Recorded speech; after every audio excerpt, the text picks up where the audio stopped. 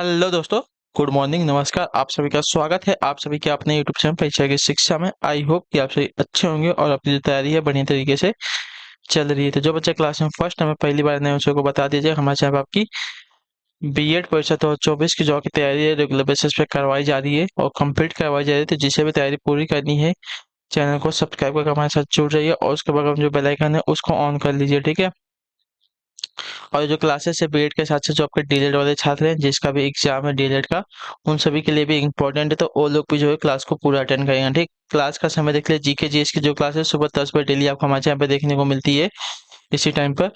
Reasoning की जो class है आपको दोपहर को 1 बजे मिलती है, इसके बाद देखने को मिलेगी आपको। और कल की जो क्लास है शाम को 4 बजे देखने को मिलती है। और जो हिंदी की क्लासेस आती है आपको शाम को 7 बजे हमारे यहाँ पे देखने को मिलती है, ठीक है। तो क्लासेस का जो शेड्यूल आप सब लोग याद करके रखेंगे, इसी टाइम पे वो क्लासेस से जुड़ना है, अपनी तैयारी को जो है पूरा और कंप्लीट करना है, ठीक है।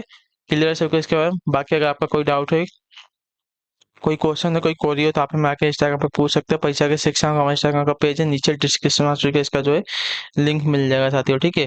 तो फटाफट आप हमें जाके वहाँ पे फॉलो कर लीजिए और अपना जो क्वेश्चन है आप हमें मैसेज करके पूछ सकते हैं। पीडीएफ और नोट्स के लिए आपको हमारे टेलीग्राम का जो चैनल है उसको ज्वाइन करना पड़ेगा। परीक्षा की शिक्षा नाम का डिस्क्रिप्शन आप सभी इसका भी लिंक मिल जाएगा। तो फटाफट जाकर आप हमें क्या करिए, वहाँ पे भी ज्वाइन कर लीजिए। यहाँ पे क्या है, डेली बेसिस पे आपको क्लासेस का जो अपडेट है होती रहता है और जो आपका एग्जाम का अपडेट होगा वो भी आपको यहाँ पे बताया जाएगा, ठीक है। क्लियर है सभी को इसके बारे में? तो चलिए जाके फटाफट क्या करिए, ज्वाइन हो जाइए। और जिसने भी अभी तक फॉर्म नहीं भरा है ईपीबीएड का फॉर्म, देखिए 28 तारीख हो गई है, 31 तारीख तक जो है आपका लास्ट डेट है। तो फटाफट जाके फटाफट फॉर्म भर लीजिए, ठीक है। और जो बिहार वाले हैं अगले तारीख को अगले महीने की 9 तारीख को जो आपका फॉर्म आने वाला है, तो आप लोग भी अपना जो है डॉक्यूमेंट सब रेडी रखेंगे फॉर्म के लिए। और जैसे ही फॉर्म आएगा फटाक से फॉर्म भर देंगे, ठीक है। तो चलिए क्लास स्टार्ट करें। पहला क्वेश्चन देखते हैं क्या देगा, ध्यान से देख के बताने की कोशिश करेंगे, आपका सही उत्तर क्या हो, ठीक है।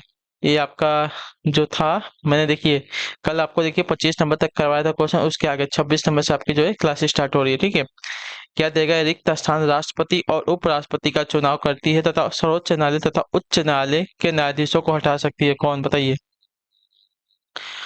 रिक्त स्थान जो है राष्ट्रपति और उपराष्ट्रपति का चुनाव करती है तथा सर्वोच्च न्यायालय का तथा उच्च न्यायालय के न्यायाधीशों को जो हटा सकती है, कौन। इसका राइट आंसर क्या हो जाएगा, रक्षा मंत्रालय, लोकसभा, प्रधानमंत्री कार्यालय या भारत प्रतिभूति और विनिमय बोर्ड। तो आपका यहाँ पर राइट आंसर हो जाएगा साथियों लोकसभा, जो आपका दिया गया यहाँ पे बी वाला विकल्प आपका राइट आंसर हो जाएगा, ठीक है। क्लियर सभी को इसका है? लोकसभा जो है राष्ट्रपति और उपराष्ट्रपति का चुनाव करती है तथा सर्वोच्च न्यायालय तथा उच्च न्यायालय के न्यायाधीशों को हटा भी सकती है, ठीक है। क्लियर सभी को इसके बारे में? चलिए अगले क्वेश्चन में हम देखेंगे 27 नंबर, क्या देगा बताने की कोशिश करेंगे। राइट आंसर, चोल अभिलेखों में उल्लेखित भूमि का विभिन्न कोटियों के अनुसार रिक्त स्थान को जो है ब्राह्मणों को उपहार में दी गई भूमि कहा जाता था, बताइए किसको। चोल अभिलेखों में उल्लेखित भूमि की विभिन्न कोटियों के अनुसार रिक्त स्थान को जो है ब्राह्मणों को उपहार में दी गई भूमि कहा जाता है, किसको। इसका राइट आंसर क्या होता साथियों।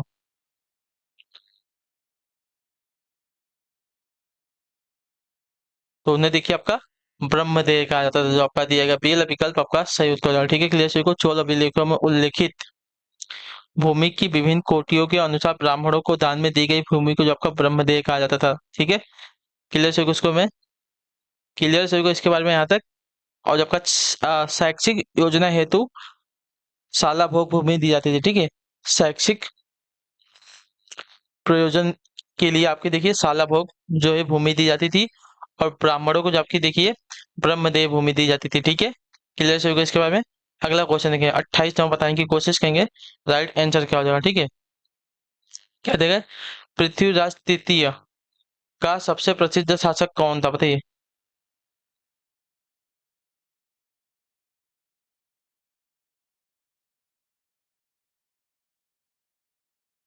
बताइए, पृथ्वीराज तृतीय जो है रिक्त स्थान का सबसे प्रसिद्ध शासक था, कहाँ का। तो आपका राइट आंसर साथियों चाहमान का, जो आपका दिया गया यहाँ पे ये वाला विकल्प आपका राइट आंसर। पृथ्वीराज तृतीय जो आपका चाहमान का सबसे प्रसिद्ध शासक था, ठीक है। चौहान इनका गोत्र था, जो उत्तर भारत में 12वीं सदी के उत्तरार्ध में अजमेर एवं दिल्ली पर जो है राज्य करते थे, ठीक है। क्लियर हो गया इसके बारे में? तो पृथ्वीराज तृतीय का सबसे प्रसिद्ध शासक आपका चाहमान था, ठीक है। क्लियर है? अगला क्वेश्चन देखिए आपका 29वां, बताने की कोशिश करेंगे राइट आंसर क्या हो जाएगा। क्या देगा है, भूदृश्य पर जल, पवन एवं हिम जैसे विभिन्न घटकों के द्वारा होने वाले क्षय को क्या कहते हैं बताइए। भूदृश्य पर जल, पवन एवं हिम जैसे विभिन्न घटकों के द्वारा होने वाले क्षय को क्या कहते हैं। अपक्षय कहते हैं, संघर्षण कहते हैं, अपरदन कहते हैं या अपघर्षण कहते हैं। क्या कहते हैं उसको, तो देखिए भूदृश्य पर जल, पवन एवं हिम जैसे विभिन्न घटकों के द्वारा होने वाले क्षय को अपरदन कहा जाता है। अपरदन जो आपका दिया गया यहाँ पे सी वाला विकल्प आपका राइट आंसर होगा। ठीक है, क्लियर हो गया इसके बारे में। चलिए अगले क्वेश्चन बढ़े आपका, देखिए 30 नंबर बताने की कोशिश करेंगे, राइट आंसर क्या हो जाएगा। रिक्त स्थान प्राणी जगत का सबसे बड़ा संघ है जिसमें कीट भी सम्मिलित होते हैं, कौन सा बताइए। रिक्त स्थान जो है प्राणी जगत का सबसे बड़ा संघ है जिसमें कीट भी सम्मिलित होते हैं, इसका सही उत्तर क्या हो जाएगा।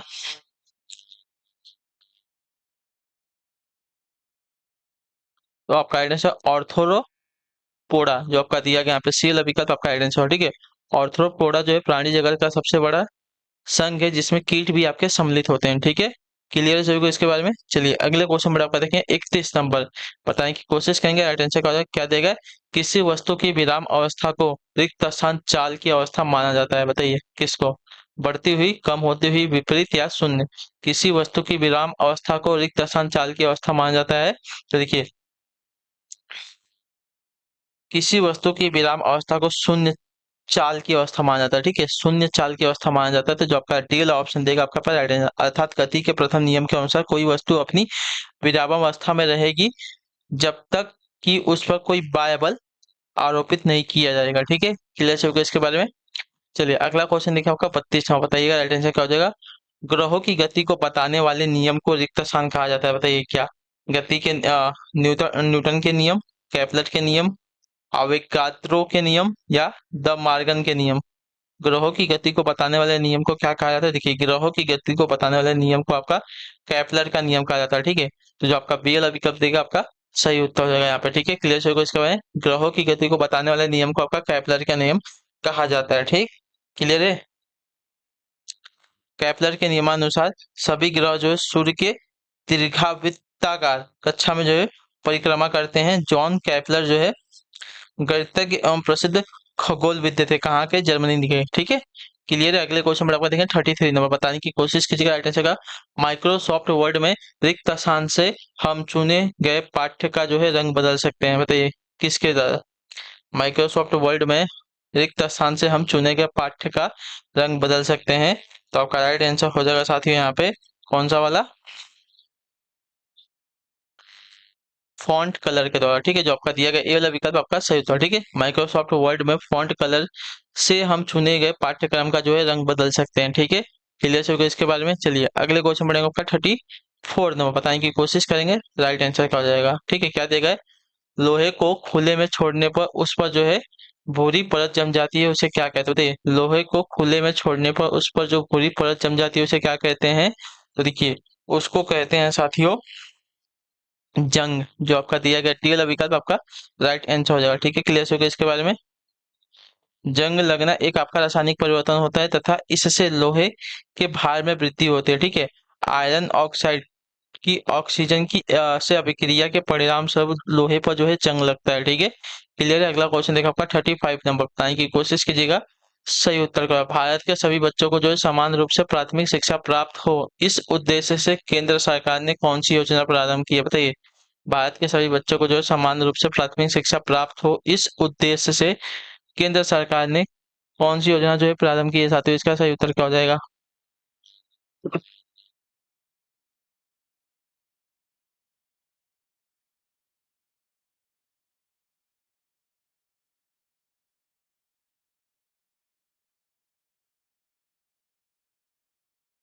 बताने की कोशिश करेंगे साथियों, इसका सही उत्तर क्या हो जाएगा।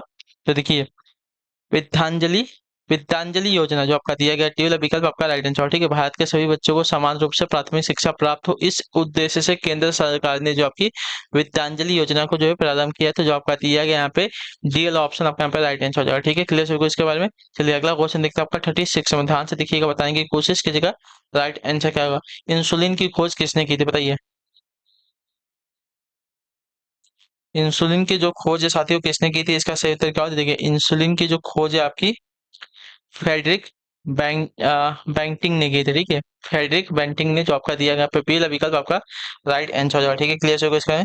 इंसुलिन की जो खोज है फ्रेडरिक बैंटिंग ने की थी। हमारे शरीर में अग्नाशय इंसुलिन का जो है श्रावण करता है। मधुमेह रोगी को इंसुलिन सही मात्रा में नहीं बनता है, जो मधुमेह का कारण होता है, ठीक है। यह इंसुलिन जो हार्मोन ही शरीर में ग्लूकोज की मात्रा को कंट्रोल करने में सहायक करता है, ठीक है।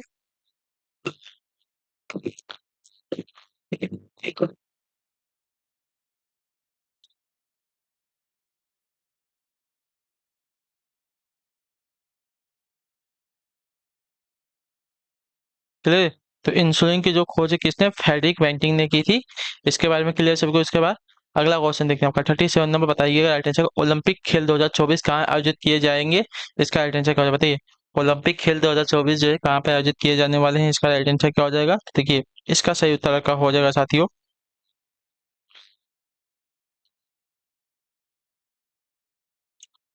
पेरिस में, ठीक है। जो आपका ये वाला विकल्प देगा आपका राइट आंसर, ठीक है। ओलंपिक खेल 2024 आपके पेरिस में आयोजित किए जाने वाले हैं। अगला क्वेश्चन 38 नंबर।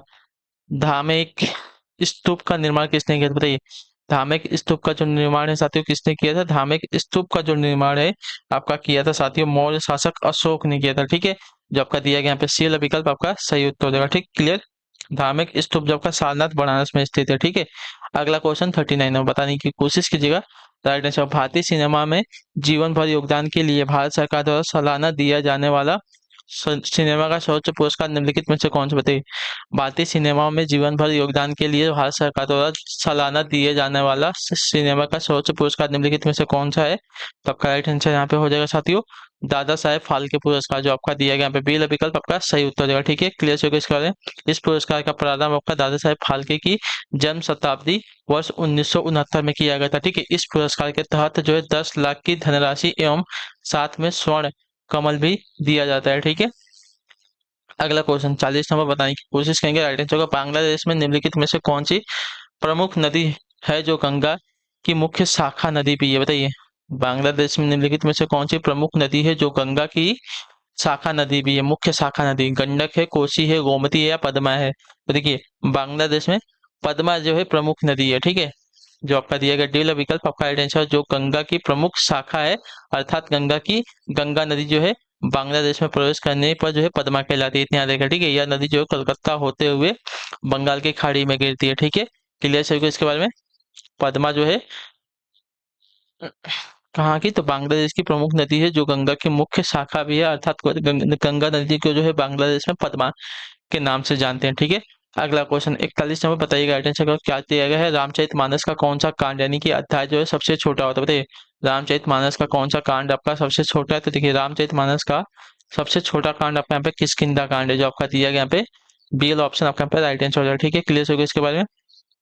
रामचरितमानस की रचना जो है तुलसीदास ने की थी, जो 7 कांडों यानी कि अध्याय में विभाजित है, ठीक है। बाल कांड जो है सबसे बड़ा कांड है यहाँ पे, ठीक। अगला क्वेश्चन देखें आपका 42 नंबर। उत्तर प्रदेश के किस जिले में आपका किछौछा दरगाह शरीफ स्थित है बताइए। उत्तर प्रदेश के किस जिले में किछौछा दरगाह शरीफ स्थित है साथियों। इसका राइट आंसर है संत कबीर नगर में, मिर्जापुर में, अंबेडकर नगर में या सुल्तानपुर में।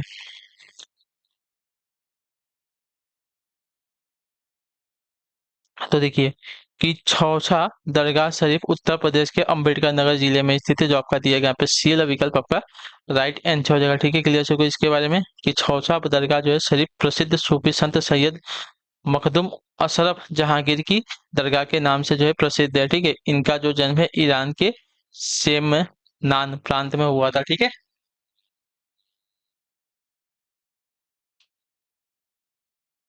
चलिए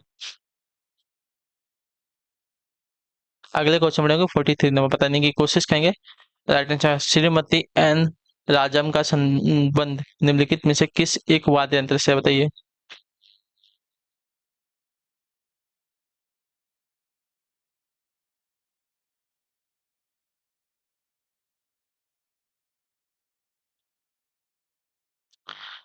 श्रीमती एन राजम का जो संबंध है निम्नलिखित में से किस एक वाद्य यंत्र से है, इसका राइट आंसर क्या हो जाएगा बताने की कोशिश करेंगे जल्दी जल्दी।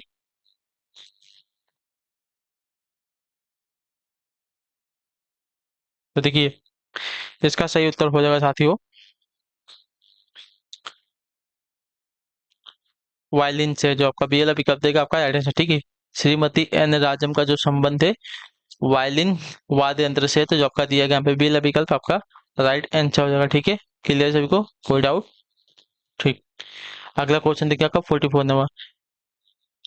मिट्टी की बारात नामक कविता संग्रह के लेखक कौन है? मिट्टी की बारात नामक कविता संग्रह के लेखक की बात कर रहे हैं साथियों, कौन है? तो आपका राइट आंसर हो जाएगा शिव मंगल सिंह सुमन है, जो आपका दिया गया बी विकल्प आपका राइट आंसर हो जाएगा। ठीक है, क्लियर सभी को इसके बारे में। मिट्टी की बारात नामक कविता संग्रह के रचयिता आपके शिवमंगल सिंह सुमन है, जिसके लिए इनको वर्ष 1974 में साहित्य अकादमी पुरस्कार से सम्मानित किया गया था। ठीक है, चलिए अगला क्वेश्चन 45 नंबर। निम्नलिखित में से किस शहर में जो सेंट्रल फुटवियर ट्रेनिंग इंस्टीट्यूट स्थित है, बताइए। निम्नलिखित में से किस शहर में आपका सेंट्रल फुटवियर ट्रेनिंग इंस्टीट्यूट स्थित है? कानपुर में, लखनऊ में, आगरा में या नोएडा में? तो देखिए आपका राइट आंसर यहाँ पे हो जाएगा साथियों, जो दिया गया है कौन सा वाला, तो सी वाला ऑप्शन राइट हो जाएगा। ठीक है, आगरा में, आगरा शहर में आपका सेंट्रल फुटवेयर ट्रेनिंग इंस्टीट्यूट स्थित है। ठीक है, अगला क्वेश्चन 46 नंबर। क्या देगा, निम्न में से किस शासक की मृत्यु उसके पुस्तकालय की सीढ़ियों से गिरकर हुई थी, बताइए। जहांगीर की, शाहजहां की, बाबर की या हुमायूं की? तो आपका राइट आंसर हो जाएगा साथियों हुमायूं की, जो आपका दिया गया डी वाला ऑप्शन आपका राइट आंसर। ठीक है, मुगल शासक हुमायूं की जो मृत्यु है 1556 ईस्वी में दिन पना नगर स्थित पुस्तकालय की सीढ़ियों से गिरकर हुई थी। ठीक है, क्लियर सबको इसके बारे में। हुमायूं जो है बिलग्राम के युद्ध में शेर शाह सूरी से पराजित होकर भारत से पलायन कर गया था, तथा 1530 ईस्वी में पहली बार तथा 1555 ईस्वी में दूसरी बार जो है गद्दी पर बैठा था। ठीक है, याद रखिएगा। अगला क्वेश्चन देखा आपका 47 नंबर। बताने की कोशिश करेंगे सही उत्तर का। भत्रा वन्य जीव अभ्यारण्य किस राज्य में स्थित है, बताइए। भत्रा वन्य जीव अभ्यारण्य जो है किस राज्य में स्थित है? केरल में है, मध्य प्रदेश में, कर्नाटक में, या उत्तर प्रदेश में? तो देखिए इसका सही उत्तर आपका हो जाएगा साथियों, जो दिया गया है कर्नाटक में। ठीक है, भद्रा वन्य जीव अभयारण्य जो आपका देखिए कर्नाटक राज्य में स्थित है, जो आपका सी वाला विकल्प देगा आपका यहाँ पे सही उत्तर हो जाएगा। ठीक है, क्लियर से होगा इसके बारे में। ठीक।